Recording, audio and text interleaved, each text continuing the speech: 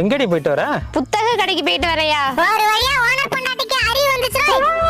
என்னடி திடீர்னு புக்கலாம்? பேய் கதை படிக்கணும் போல ஆசையா இருந்துச்சியா, அதான் வாங்கிட்டு வந்தேன். உன் கதையை நீ ஏன்டி படிக்கிற? அப்போ இது பேய் கதையாடி? ஆமாயா. அப்ப ரேட் அதிகமா இருந்திருக்குமே. வெறும் 5000 ரூபாய் தான்யா. 5000 ரூபாயா? அப்படி என்னடி புக்கு? குறி பாக்குறேன்.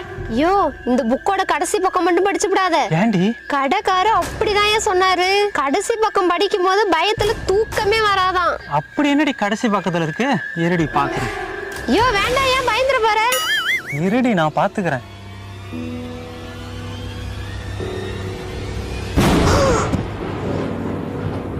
ஓனரா, என்னையாச்சு? ஐயோ, நான் தான் சொன்னேன்ல கடைசி பக்கத்தை படிக்காதனே, கேட்டியா நீ?